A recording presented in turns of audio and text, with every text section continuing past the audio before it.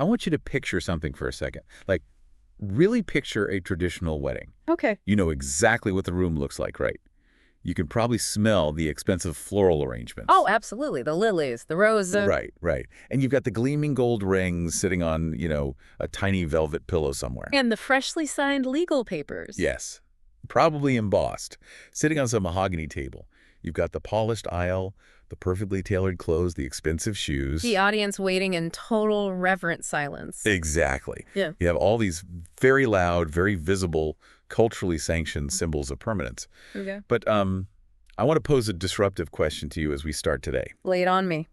If all of those visible symbols just vanish tomorrow-like, if the gold rings literally disappeared into thin air, if the legal papers burned up in a fire, if the audience suddenly had their memories wiped and forgot the event ever happened, would the commitment underneath it all actually still exist? Well, I mean, that is a genuinely terrifying thought experiment for a lot of people to entertain. Right.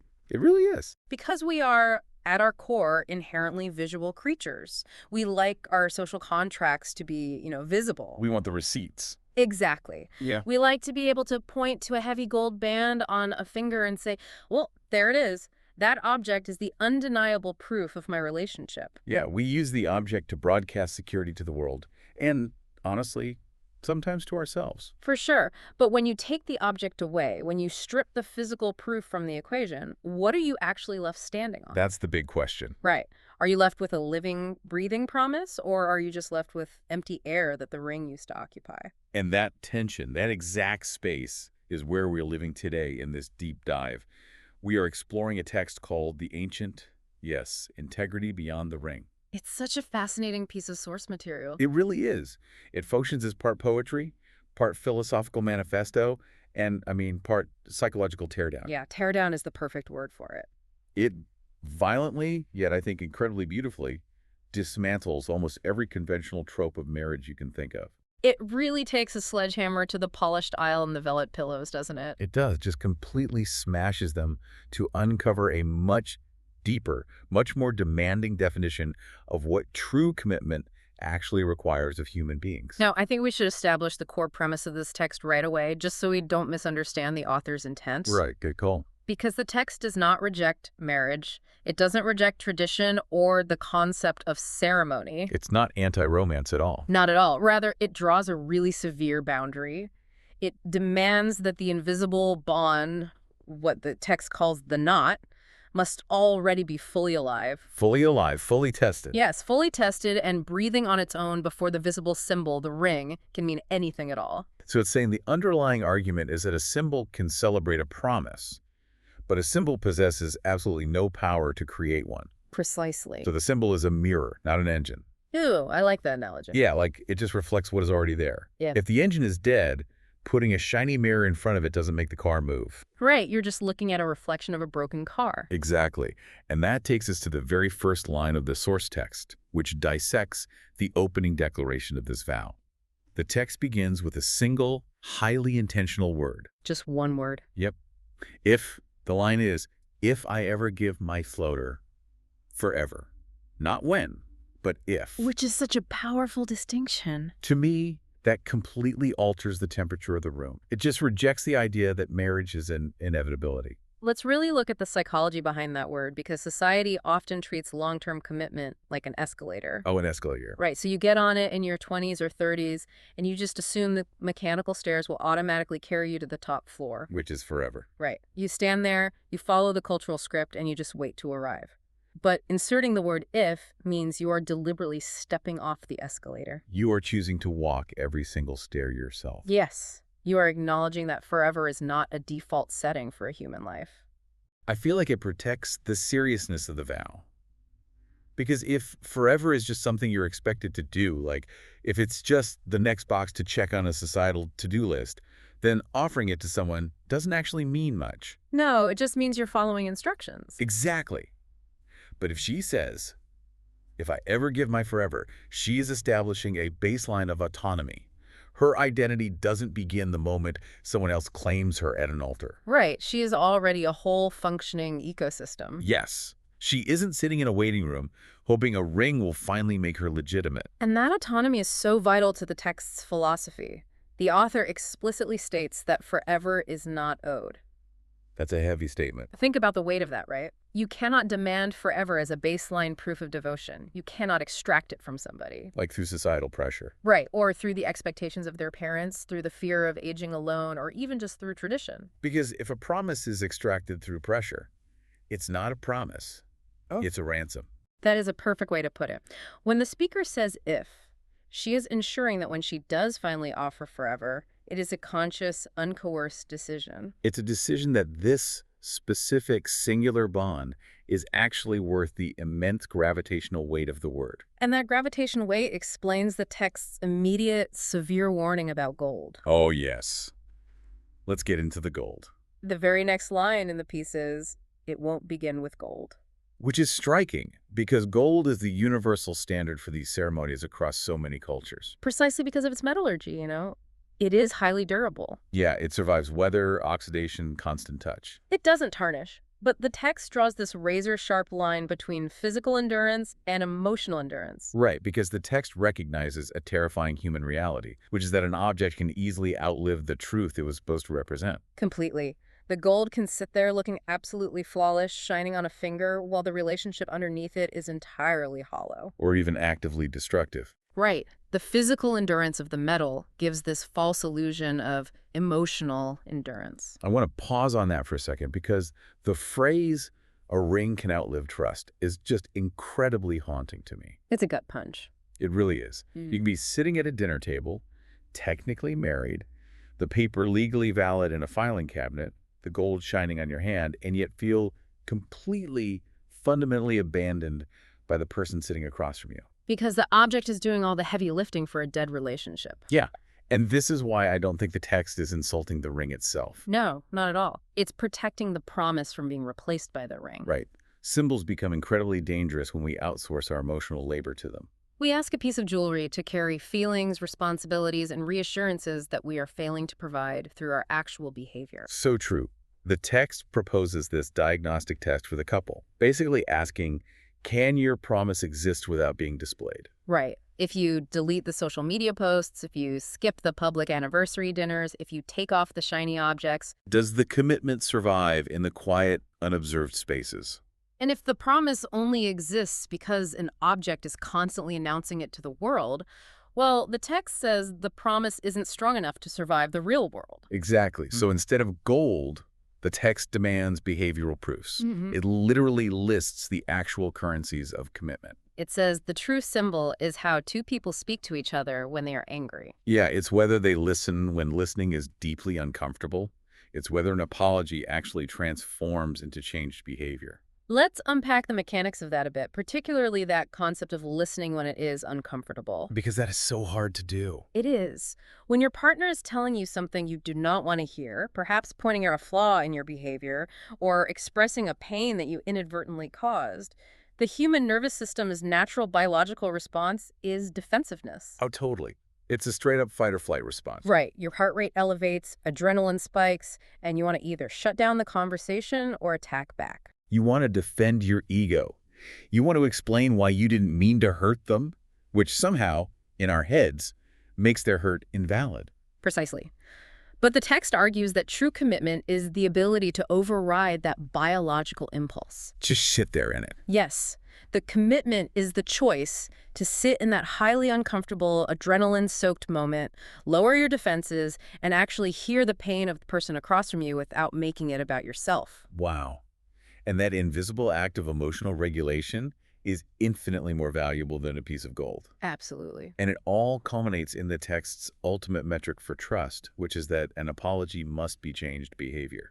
Right, because anyone can just say the words, "I'm sorry," to end an uncomfortable conversation. Oh yeah, we've all done that.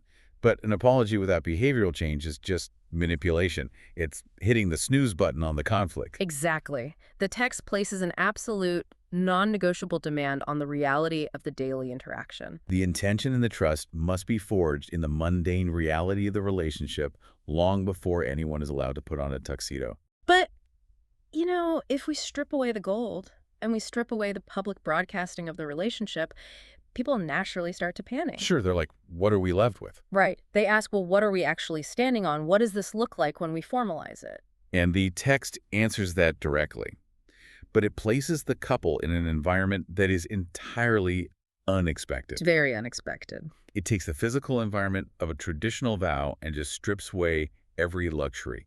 Like, the first verse literally rips up the polished aisle. It throws out the expensive, uncomfortable shoes. Yes. And it places these two people barefoot on cold stone before sunrise. The imagery of the bare feet is doing a tremendous amount of philosophical heavy lifting here.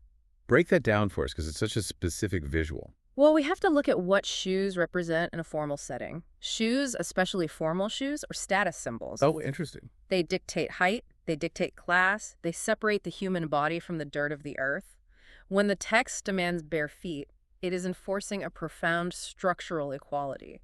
It completely removes the hierarchy. Exactly.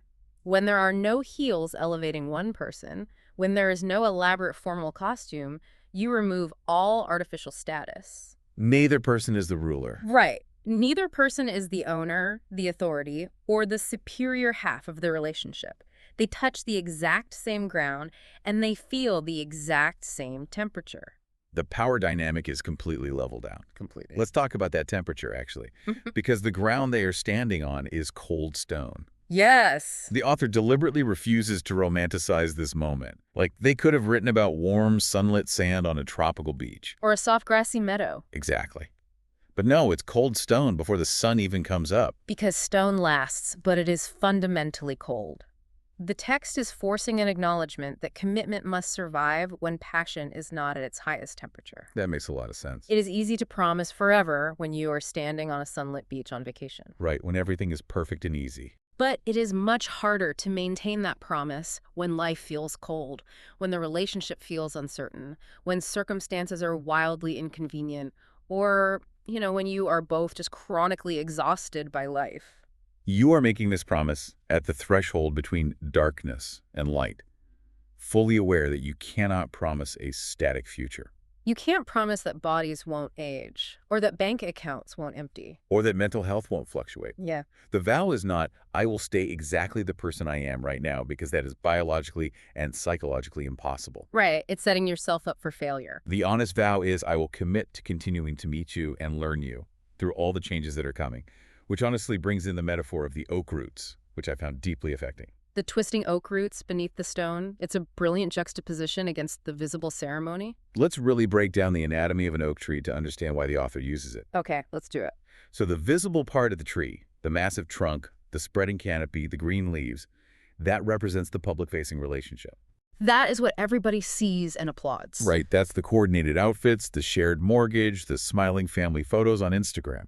But an oak tree's survival doesn't depend on the canopy. No, a storm can rip off all the branches. The survival depends entirely on this massive, complex, invisible structure underground, the roots. And the text explicitly maps those roots to the private acts of the relationship that absolutely nobody applauds. Yes, the roots are the architecture of emotional safety that is built when no one else is watching. So what do those roots actually look like on a daily basis? Because, it's easy to say private acts, but it's hard to visualize what that means in practice. Exactly. What does it mean on a Tuesday? The roots are the micro decisions of integrity. It is choosing honesty in a moment where a small lie would be incredibly convenient and save you an hour of arguing. Well, that's a good one. It is the conscious decision to not use a partner's insecurity as a weapon when you are losing an argument. Which is so tempting in the heat of the moment. Right. It's the nights when two people are sitting in a quiet, tense room, and they have to swallow their individual pride to repair a rupture. And nobody is handing out trophies for putting your ego aside on a random Tuesday evening. No, you don't get a certificate of achievement for not raising your voice. But that is the root system holding the massive tree upright. And the text draws this stark contrast here by specifically forbidding the polished aisle we talked about earlier. It replaces the polished floor with ancient moss. We have to consider the function of a polished aisle. Okay, let's look at that. A central aisle in a cathedral or a venue is architectural geometry designed specifically for an audience. Right, it organizes people to look at you. Yes. It is built to organize spectators so they can witness an entrance. It demands a performance. It demands that the couple become a spectacle. But moss doesn't care if anyone is looking. Exactly. Moss doesn't need an audience to grow. It is quiet. It is ancient. And it just persists in the damp and the dark. It survives through pure presence rather than through performance. The text is warning us that you can have the most breathtaking, perfectly choreographed, visually stunning, polished aisle wedding, and it can be the prologue to a profoundly toxic, emotionally abusive marriage. Oh, completely. Conversely, you can have a messy, imperfect, unphotographed moment on a patch of moss in the backyard, and it can be the foundation of a deeply healthy, structurally sound partnership. So the aesthetic at the beginning has absolutely zero correlation to the structural integrity of what follows. None whatsoever. This insistence on standing as equals on unpolished ground establishes a hard boundary for the rest of the text. Yeah, the phrase "we stand as equals" is not included as just romantic filler. No, it is a psychological safeguard. It is a refusal to let the knot symbolize ownership or enmeshment. Neither person is allowed to disappear into the identity of the other to make the relationship seem more cohesive. Exactly. Wait, hold on. This actually challenges a lot of the language we use around legal ceremonies, which brings us to the next massive shift in the text. Right, let's get into that. We've removed the gold, we've removed the shoes, we've removed the polished aisle, but then the author goes even further and removes the legally binding paperwork and the building itself. Yes, the cathedral and the contract. The text says, no cathedral ceiling, only constellations, and no ink upon the paper, only smoke among the pines. Now, I have to play devil's advocate here, I figured you might. because if you are listening to this, you might be thinking, hold up. Paper provides vital legal protection. It dictates hospital visitation rights. It provides financial clarity in a crisis. A cathedral or a religious institution provides a recognized community safety net. Right. And smoke literally vanishes into the wind in seconds. Mm. Isn't it deeply terrifying to base a lifelong commitment on something as ephemeral as smoke? It is deeply terrifying, and I think the author intends for you to feel that terror. Oh, really? Yeah, this section of the text forces us to confront a very uncomfortable truth about what actually keeps us safe in human relationships. Okay, unpack that. A legal document ink on a paper undeniably protects you in a court of law. It protects your assets. The text is not denying the utility of a legal contract in a bureaucratic society. Right. We all know we need contracts for society to function. But it is exposing the emotional illusion of the contract. Because ink cannot produce emotional courage. Exactly. A piece of paper cannot force a reluctant partner to participate in the hard work of emotional repair. It can't make them care. A legal document cannot force honesty into someone's mouth when they want to lie to you. It cannot force a frightened person to feel safe in their own home. Wow. Yes. You can have an ironclad prenuptial agreement and a beautifully framed marriage license and still experience profound daily emotional abandonment from the person sleeping next to you. By using the imagery of smoke, something that rises, changes shape, and inevitably vanishes, the text forces the couple to realize that nothing outside of themselves can preserve the promise. The paper can't do it. The priest can't do it. The audience can't do it. If the smoke vanishes, the couple is forced to realize that the promise must live entirely inside their own daily volition. So the environment can witness the vow, a government can legally record it, but only the specific ongoing behavior of those two individuals can actually keep it alive. This explains the deliberate shift from the cathedral ceiling to the constellations. Let's talk about the constellations. A cathedral is magnificent, but it is an enclosure built by humans. It has walls, it has a roof, it has locked doors. Most importantly, it carries institutional authority. Right. Cathedral implies a set of rigid external rules that you will be punished for breaking. But the constellations, no human being owns the sky. It's just out there. The sky acts as a witness, but it is not an enforcer. The stars cannot command you to keep your promise, and they cannot punish you if you break it. Furthermore, consider how constellations have historically been used by humans. They are navigational tools. The commitment is not presented as a heavy roof that traps you inside a permanent, unchangeable structure. It is presented as a vast, open sky beneath which you have to continually navigate. There will be periods of deep darkness, there will be emotional distance, you will get lost. But the promise, like a constellation, gives you a shared reference point to help you find your way back to each other. It removes all external coercion. And that philosophy of non-coercion leads to what I think is the most delicate image in this section, the two open hands. Yes, the open hand. In the text, the hand-fasting cord, the physical knot being tied, is placed across open hands. And we really have to talk about the mechanics of consent here. It's crucial. Because a closed hand is a fist, It grips, it traps whatever's inside it. But an open hand is entirely different. An open hand can offer something. It can touch, it can receive warmth, and crucially, an open hand can release. The open hand encapsulates the entire philosophy of continuous consent that this text demands. Continuous consent. Right, because a demanded promise is not devotion, it is compliance. Oh, no. A promise extracted through the fear of a closed fist is not sacred. If someone is staying with you because leaving feels structurally or emotionally dangerous, they are not freely choosing you. They're just surviving you. Exactly. The text absolutely refuses to let coercion, fear, or dependence dress themselves up in the ceremonial language of love. It's the difference between a knot and a chain. The author makes this distinction so clear. A knot is designed to join two separate lines together to create a longer, stronger line. A chain is designed to confine. Right. It's designed to restrict movement. The moment the commitment becomes a cage, the moment one person uses the history of the relationship to chain the other person down, the bond loses every ounce of its sacred meaning. This brings us to a critical transition in the text's philosophy. Where does it go next? Well, it's one thing to have this beautiful, uncoerced moment with open hands under the stars. But a ceremony is just a single point in time. It is a few hours on a specific date. Right. How does this philosophy translate to the days, the weeks, and the decades that inevitably follow? How does a loose knot survive the friction of real life? Yeah, like, what does this actually mean for a random Tuesday morning 10 years from now? Exactly. This is where the text introduces its title concept, the ancient.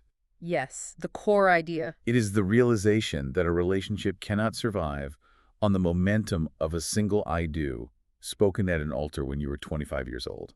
To understand the mechanics of the ancient, yes, we have to examine the duality the author sets up between fire and stone. Okay, fire and stone, let's break that down. The text says the fire burns, but the stone remembers.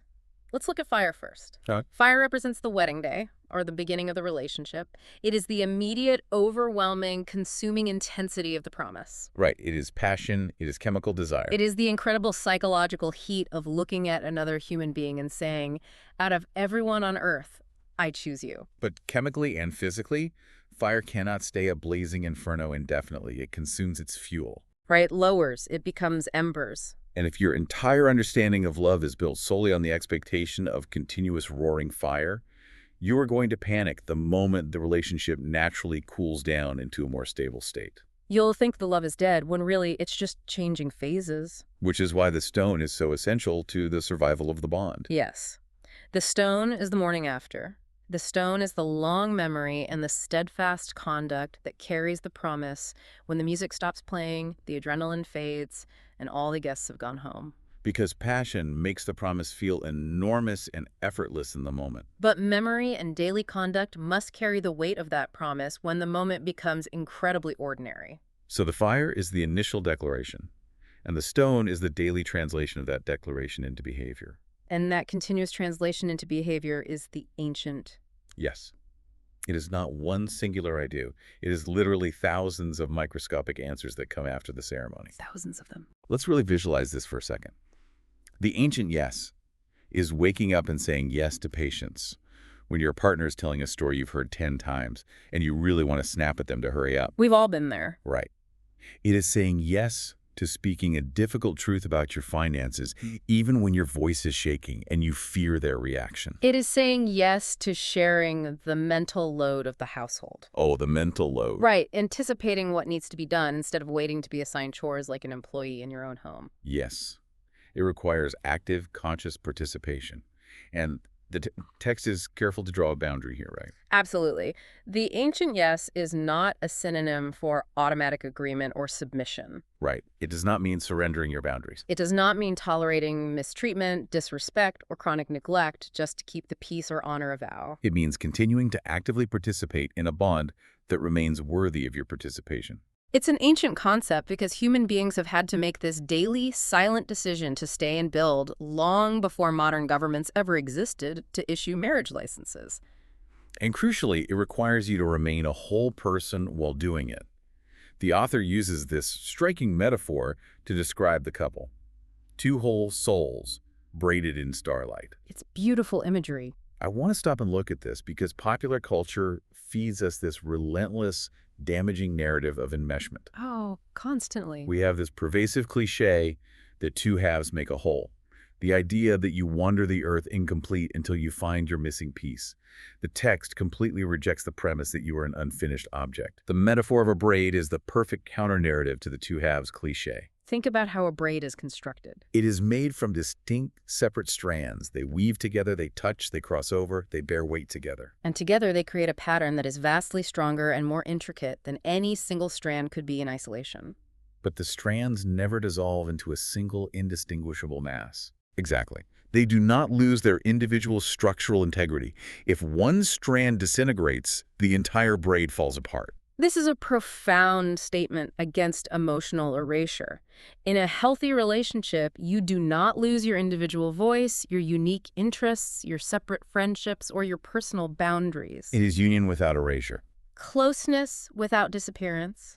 Interdependence without slipping into emotional captivity. Because if you erase yourself, if you sand down all your edges to fit perfectly into the spaces your partner leaves behind, what is actually left for them to love? Right, you've just turned into a ghost of a person. The text demands that this ancient yes must wake up every single morning as a whole person. Yesterday's tenderness does not grant you a hall pass for today's cruelty. And yesterday's beautiful apology does not magically replace the need for today's changed behavior. You cannot point to a framed wedding photo when you are actively neglecting your partner and say, "But look at the evidence of how much I loved you then." The ancient yes doesn't live in the past. It has to wake up and do today's labor. And this brings us to a logical precipice, I think.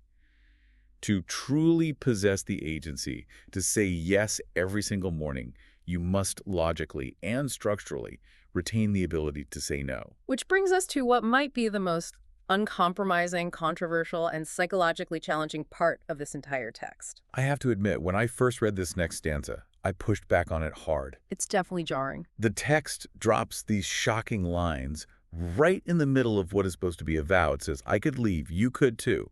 Right. As a reader, and as someone who values commitment, putting the explicit option to abandon the relationship right in the middle of a vow sounds borderline insane. It sounds like you are keeping one foot out the door. It feels like locking your expensive bike to a pole on a busy street, but taping the combination code to the handlebars. Like, why on earth would you remind your partner on the day you are promising forever that either of you could easily bail? It feels counterintuitive because society has conditioned us to believe that removing the exits is what makes a house safe. Yes, we equate safety with the inability to escape. But let's look at the psychology of captivity versus the psychology of love.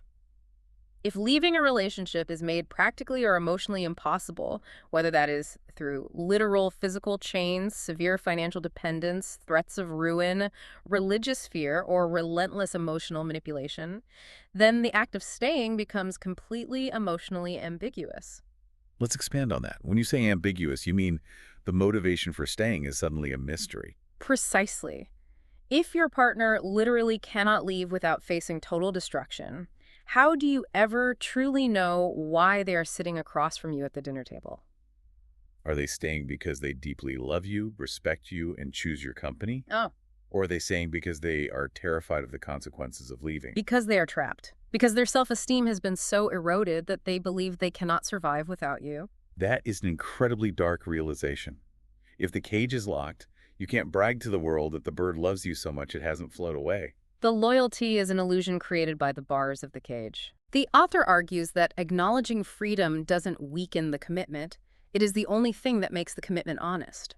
The text rejects devotion that only appears after freedom has been forcibly removed. It demands the absolute, terrifying clarity of knowing that both people are fully capable of packing a bag and walking out the door at any time, and witnessing them consciously choose to turn toward each other instead. The line is, "Yet every dawn I'll turn around and choose you." The physical geometry of turning around is so deliberate. You aren't just being carried forward by the numb momentum of a shared mortgage or the habit of waking up in the same bed. Right. You wake up, you open your eyes, you see that this person beside you is a separate, autonomous human being who possesses the freedom to leave, and you deliberately rotate your life to face them, to choose them anyway. We circle back to the central thesis of the invisible knot.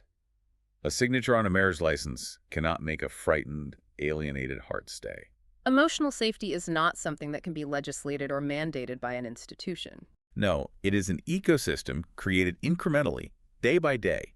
interaction by interaction. It is built when vulnerability is offered and not weaponized.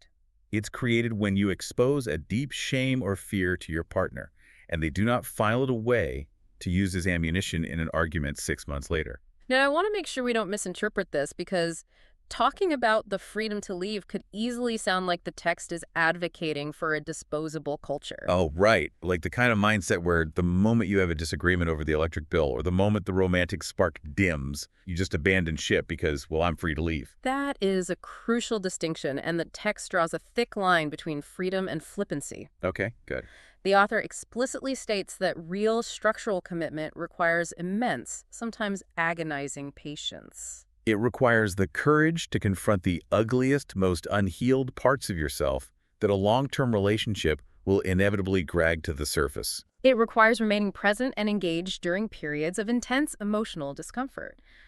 But, and this is the fulcrum of the argument, experiencing difficulty is not the same thing as being held in captivity. Working through a painful conflict in good faith is fundamentally different from being forced to endure unilateral harm. Enduring harm is not a badge of honor. No, it's really not. But I think so many historical traditions confuse the two. They praised people, often women, for sticking it out through decades of emotional starvation, infidelity, or abuse, labeling that endurance as loyalty or piety. But the text says, no, a chain can preserve the outward appearance of a marriage while the souls of the people living inside that structure slowly suffocate to death. True loyalty requires a safe environment to flourish. Which is precisely why the text cannot allow its philosophy to remain in the abstract realm of constellations and standing stones. Right, because if these high-minded vows only live in poetry and theory, they are functionally useless. The philosophy has to survive the friction of a Tuesday. This is where the text pivots brilliantly. It suddenly drops all the mystical ancient imagery and asks, where does the ancient yes actually live in the modern world? And the answers are so jarringly mundane. They really are. It lives in the ditches. It lives in forgiveness. It lives in the silence after tears. It brings all that celestial starlight straight down into the gritty, unglamorous reality of domestic life. This grounds the entire philosophy. It reflects the concept introduced in the bridge of the song, the Nod of the Moon. Let's talk about the Nod of the Moon. Think about the astronomical reality of the moon. It is constantly changing phases from our perspective on Earth. Right. It is full and bright, then it wanes to a sliver. Then it goes entirely dark and disappears, only to slowly return. But through every single phase, it remains fundamentally recognizable as the moon. That is the perfect analogy for a long-term relationship. You cannot demand permanent static sameness from a human being. No, there will be seasons of intense, intoxicating closeness, and there will be seasons of weird, uncomfortable distance. There will be seasons where you both feel incredibly resilient, and seasons where one of you is broken by grief or stress and has to be heavily carried by the other. And notice how the text allows the physical, celebratory symbols to decay. Oh yeah, it speaks about the ceremonial ribbons fading in the sun, the wedding flowers drying up and turning to dust. It's not being cynical about the wedding day. It is being brutally realistic about time. Everything physical degrades. The rings get scratched or lost, the photographs fade, the memory of the party blurs. The text allows the ritual to decay so we can see what structural beams are actually left holding the house up. And what's left behind is the labor. In the dishes. Let's go to the dishes for a second. The dishes are relentless. They really are. They are repetitive. They are totally unglamorous. They represent the baseline, ordinary labor of a shared human existence. No one escapes the dishes. If your concept of forever can only survive in extraordinary, highly curated romantic moments like vacations or candlelit dinners, your relationship is doomed. Forever has to survive the scraping of plates, the taking out of the trash, the exhaustion of coming home from a terrible day at work and still having to figure out what to cook for dinner. The dishes are the baseline, but the text also addresses the rupture of the bond. It places the vows in the silence after tears. This is perhaps the most vulnerable psychological space the text explores. Let's think about the anatomy of a severe argument between two people who love each other. The moment after the fight has peaked, the adrenaline has boiled over, the ugly, unspoken truths have been hurled across the room. Words have exhausted themselves. You are both sitting there physically and emotionally drained. That silence is the crucible of the entire relationship. Wow. In that specific heavy silence, the autonomic nervous system is trying to regulate, and two people have to make a choice about what happens to the vulnerability that was just exposed. When the raw truth is lying on the floor between you, how do you respond? Do you dismiss it? Do you categorize your partner's pain as irrational to protect your own ego? Or does that silence become a sacred space where both people lower their weapons and move emotionally closer to care for the wound that was just uncovered? Navigating that silence requires forgiveness. But the text doesn't let us use the hallmark definition of forgiveness. Right. It forces a very sharp, almost surgical distinction between forgiveness and permission. This is a vital psychological framework. In a culture that often demands immediate unearned forgiveness to avoid conflict, the text draws a line. Forgiveness does not mean erasing accountability. It does not mean gaslighting yourself into pretending the harm never happened or didn't hurt. Forgiveness without accountability is just permission.